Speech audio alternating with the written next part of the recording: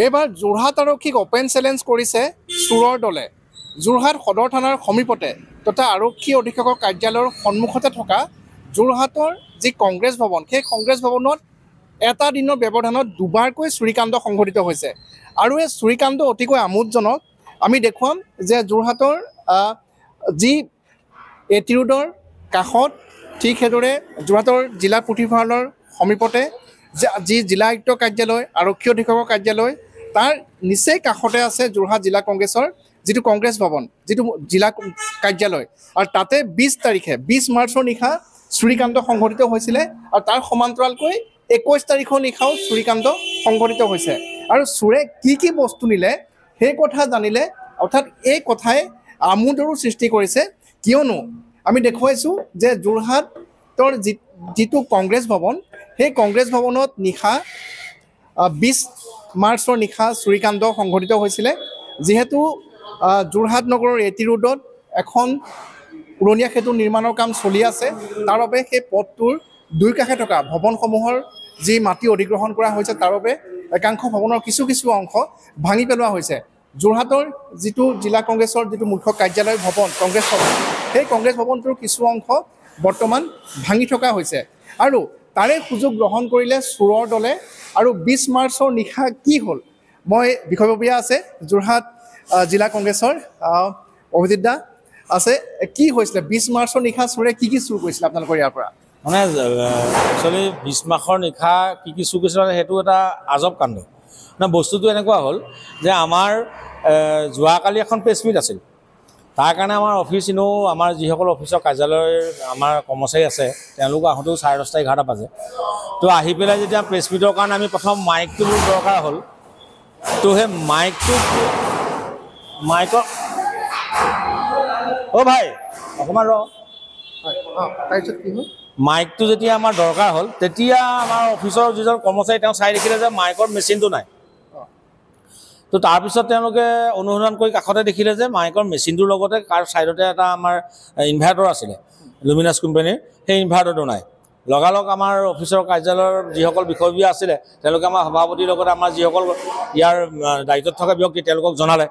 তো জনোৱাৰ পিছত আমি এখন আৰক্ষী প্ৰশাসনক জনালোঁ, লগতে আৰক্ষী প্ৰশাসনক এখন লিখিত অভিযোগ দিলোঁ। তো তাৰপিছতে আৰক্ষী প্ৰশাসনৰ মানুহ আহি তেওঁলোকে ছাৰ্ভে কৰি পেলাই আমাৰ CCTV ফুটেজৰ কাৰণে ক'ত কি ব্যৱস্থা আছে সেইবিলাকো তেওঁলোকে কৰিলে। কিন্তু তাতকৈও আচৰিত কথা যে যোৱাকালি আকৌ চুৰ হ'ল। 20 মাৰ্চৰ পিছত আকৌ 21 মাৰ্চৰ নিশা আকৌ চুৰ হ'ল, ৰাতি চুৰ হ'ল।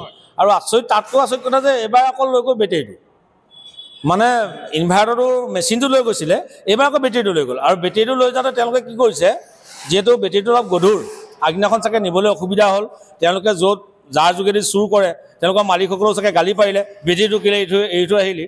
তো তেওঁলোকে যোৱাকালি আহি বেটেৰীটোৰ পানীখিনি খালী কৰিছে। আমাৰ অফিচত দেখিব, আমাৰ দুটা অফিচৰ ৰুমত পানীৰে ভৰ্তি, এতিয়া আমাৰ মানুহে পানী চফা কৰি আছে বেটেৰী পানী। তো এই বেটেৰী পানী খালী কৰি তেওঁলোকে বেটেৰীটো দাঙি লৈ গৈছে। মানে 20 মাৰ্চৰ নিশা যোৰহাটৰ কংগ্ৰেছ ভৱনৰ পৰা ইনভাৰ্টাৰটো চুৰ কৰি নিছিলে, তাৰ লগতে ছাউণ্ড ছিষ্টেমৰ কিছু সামগ্ৰী চুৰি কৰি নিছিলে। আৰু ইনভাৰ্টাৰৰ যিটো মূল মেচিন, সেইটো নি যিহেতু লাভ নাই যদিহে বেটেৰী নাথাকে, সেইকাৰণে চোৰৰ দল পুনৰ আহিলে আৰু 21 মাৰ্চৰ নিশা আহি তাৰ লগত থকা যিটো বেটেৰী আছিলে, বেটেৰীটো চোৰৰ দলটোৱে চুৰি কৰি লৈ গৈছে, হয়নে? এতিয়া যোৰহাট থানাৰ পৰা মাত্ৰ কিছু নিলগতে আছে, আপোনালোকৰ লগতে SP অফিচ আছে, কাষতে জিলা আয়ুক্তৰ কাৰ্যালয় আছে। ইমান টাউনৰ মাজমজিয়াত আৰক্ষীৰ অস্তিত্ব শূন্য কৰি তুলিছে চোৰৰ দলে। মানে শুনক, এতিয়া সেইটো কথাকে ক'বলৈ গ'লে এতিয়া আমাৰ অকণমান অসুবিধা হয়, যিহেতু আৰক্ষী প্ৰশাসন মানে পেট্ৰলিঙৰ ব্যৱস্থা নাই। এতিয়া আপুনি অলপ দিনৰ আগতে এই ওচৰতে মহিলা এগৰাকীৰ ক্ষেত্ৰত যিটো ঘটনা সংঘটিত হ'ল, তো এইবিলাক ঘটনা একদম এনেকুৱা এটা জেগাত মাজমজিয়াত, মানে ক'ৰবাৰ ছাইড এৰিয়াত হৈছে তেতিয়াও দেখিবলৈ ভাল। আৰু বিশেষকৈ মই আৰু এটা বস্তু বুজি পোৱা নাই, যিহেতু এইবিলাক এতিয়া ধৰক অভাৰব্ৰিজৰ কাম চলি আছে, তো তাত বেলেগ ঠাইৰ পৰা আহি মানুহে কাম কৰি আছে। তো এই ক্ষেত্ৰত অকণমান আমাৰ আৰক্ষীখন সজাগ হ'ব লাগে, কাৰণ তেওঁলোকক আমাৰ ইয়াৰ বাসিন্দা নহয়, চিনি নাপায়। আজি যদি এজনে কৈছে যে বস্তু চুৰ কৰি পৰহিলে বেলেগ এজন আহি পেলাই কামত ধৰিব, তো এইবিলাক বস্তুৰ ক্ষেত্ৰত যদি আৰক্ষী সচেতন নহয়, মইতো ভাবোঁ যে ঠিকাদাৰ যিসকলে কাম কৰিছে তেওঁলোকৰ পৰা আৰক্ষী প্ৰশাসন এখন লিষ্ট লৈ ল'ব লাগে, যে তেওঁলোকৰ কোন কৰ্মচাৰীয়ে কাম কৰি আছে, ইয়াত কোন বাহিৰৰ পৰা মানুহ আহি কোনে কাম কৰিছে। তেনেকুৱা ক্ষেত্ৰত যদি সজাগ নহয় আৰু চুৰ কাৰ্য হ'ব। মানে যোৰহাট যি নগৰ আৰক্ষী আছে, নগৰ আৰক্ষীক অপেন চেলেঞ্জ কৰিছে চোৰৰ দলে। হয়নে? এইটো ভেংকুচালি দেখুৱাইছে, পূৰা বুঢ়া আঙুলি দেখুৱাইছে যে চা আমি যোৱাকালি কৰিলোঁ, এইটো বস্তু এৰি থৈ আহিছিলোঁ, এইটো বস্তু আকৌ লৈ গৈছোঁ। গতিকে চোৰৰ দলে কেনে এটা পৰ্যায় পাইছেগৈ যোৰহাট নগৰখনত।